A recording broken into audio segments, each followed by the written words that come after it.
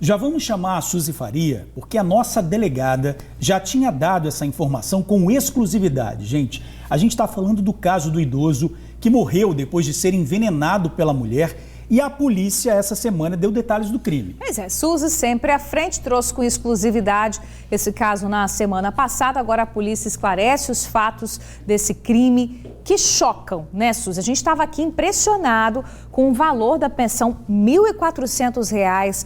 A suspeita queria ficar com esse dinheiro por mês, né, Suzy? Pois é. Os próprios vizinhos, sabe, George, Bruna, boa tarde para vocês, amigos do TN. Os próprios vizinhos, quando nós fomos no bairro, lá em Fundão, conversar com eles, disseram que o pedreiro de 66 anos, por diversas vezes, chamou a namorada de golpista. Primeiro porque ouviram também dele que ela queria que passasse todo o prédio onde ele morava e que pertencia a ele, e que ele alugava algumas unidades para o nome dela. E ele rechaçou dizendo que aquilo ali era das filhas dele, era a herança que ele tinha para as filhas e ele trabalhou para aquilo. E depois o delegado afirmou que ela o convenceu a passar a pensão da mulher dele, que morreu de câncer em novembro do ano passado, para ela. E por diversas vezes os dois discutiram e ele e os vizinhos ouviram ele chamando ela de golpista. É um fato que a gente vem acompanhando desde o início. Começou com 2 policiais da DHPP que ouviram, deram voz à filha do homem, que suspeitava o tempo todo que o pai não estava sofrendo de dengue e, ao contrário, tinha algo errado pelos sintomas que ele havia apresentado nos hospitais que ele foi atendido. Sintomas esses que levavam ela a acreditar que o pai estava sendo assassinado, que o pai tinha tido algum problema. E ela suspeitou logo de envenenamento. Esses policiais deram prosseguimento a essa suspeita da filha e acabaram por confirmar o que ela suspeitava. O pedreiro de 66 anos tinha sido assassinado. O delegado, como vocês bem disseram ontem, falou e explicou melhor, deu mais detalhes sobre essa trama diabólica que causou a morte desse senhor. Vamos ouvir ele. Dia 18, ele passou mal, entrou em contato com a sua filha, ela foi até lá, levou ele para o médico. Ele foi atendido, mas não conseguiram identificar exatamente o que era, suspeitavam que poderia ser dengue, então ele voltou para casa e no dia 19 pela manhã ele já amanheceu passando muito mal, tendo convulsões, babando, e aí a filha correu com ele para o hospital e ele já chegou lá entrando em parada cardíaca e faleceu. A minha equipe foi para a rua e acabou descobrindo que a companheira da vítima estaria tentando se evadir para o estado de Minas Gerais. Nós fizemos uma diligência, conseguimos interceptar esse ônibus e conseguimos então fazer a prisão dessa suspeita em flagrante, diante de um histórico de que essa suspeita teria cometido uma série de agressões a esse idoso que foi assassinado. As investigações apuraram que eles mantinham um relacionamento extraconjugal, sendo que em novembro a esposa da vítima faleceu e aí essa suspeita passou a residir na casa dele, trocou as fechaduras, começou a afastá-lo da convivência com as filhas e começou a cometer uma série de agressões contra ele. Pois é, os vizinhos lá comentaram, inclusive, que o pedreiro tinha dito que conheceu essa mulher pela internet e que eles começaram um relacionamento.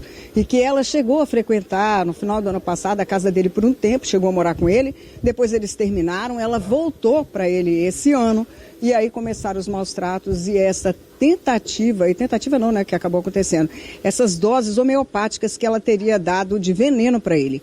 A perícia esteve durante todo um dia lá na casa desse senhor, no bairro Mirante, em Fundão, recolheu diversas garrafadas que tinham lá dentro, para poder avaliar o líquido e descobrir em qual circunstância ele foi envenenado. Seria no café, seria nessas garrafadas que ele tomava, seria em algum outro tipo de alimento?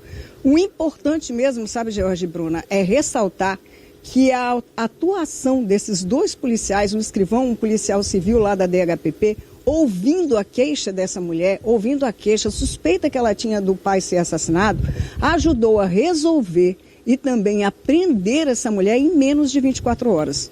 Esse pedreiro morreu na segunda-feira. Já na terça-noite, esta mulher que estava fugindo para Minas Gerais foi presa dentro de um ônibus onde ela tentou se esconder, mas não conseguiu. Foi a ação rápida, tanto desses policiais daqui como o escrivão, os policiais e o delegado de Fundão, que levaram à prisão imediata. E olha, há uma suspeita que o primeiro marido dessa mulher, porque esse pedreiro era namorado, era um relacionamento de 3, 4 meses, o primeiro marido dessa mulher tenha morrido em circunstâncias suspeitas, o que agora levanta aí, né, essa interrogação e pode se avaliar aí, o que teria levado à morte desse primeiro marido dela. George, Bruna. Olha, é chocante. Agora, Suzy, tira uma dúvida aqui que a gente estava tendo também. Esse relacionamento dele com essa suspeita começou depois que ele já tinha se separado da mãe, das filhas dele, Suzy? Você tem essa informação?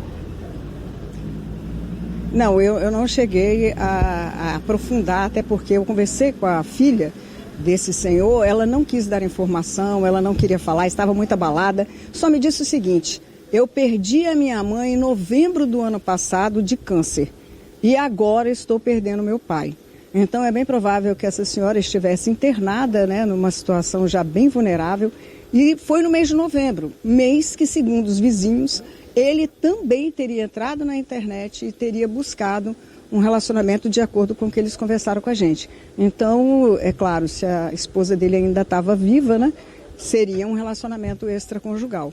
Mas ela já estava, assim, debilitada, infelizmente. Bruna. Que história muito triste. Muito triste. Suzy, você trouxe também, né, quando você trouxe isso com exclusividade, só o fato, né, dos vizinhos terem dito que ela tentava transferir a casa da família para o nome dela, já era um elemento suficiente. E agora a polícia confirma um outro elemento, né, para complicar ainda mais a situação dessa senhora, que é a pensão.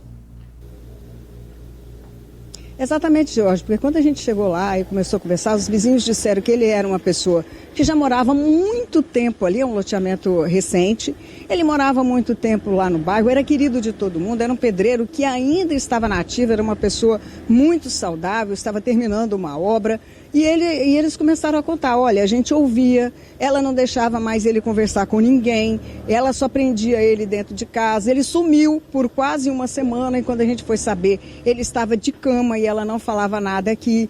Então, assim, era uma pessoa que pelas atitudes leva a gente a suspeitar que já estava sendo articulado, que já estava sendo planejado esse fim. E ela já tinha comprado uma passagem para voltar para Minas. Coincidiu que praticamente foi no dia em que esse senhor acabou morrendo vítima de envenenamento. Um plano muito ardil que poderia ter passado sem perceber, sem que ninguém levasse em consideração, se não fosse pela filha desconfiar, que ela tem noções de saúde, e se não fosse os policiais derem ouvido a ela, chegando ao nível que chegou, que foi a prisão da assassina. George, Bruna. Intervenção extremamente importante da filha e estava atenta aos detalhes, né? E a polícia também, né? Suzy, obrigada pelas informações. Daqui a pouquinho você está de volta aqui no TN1 junto com a gente.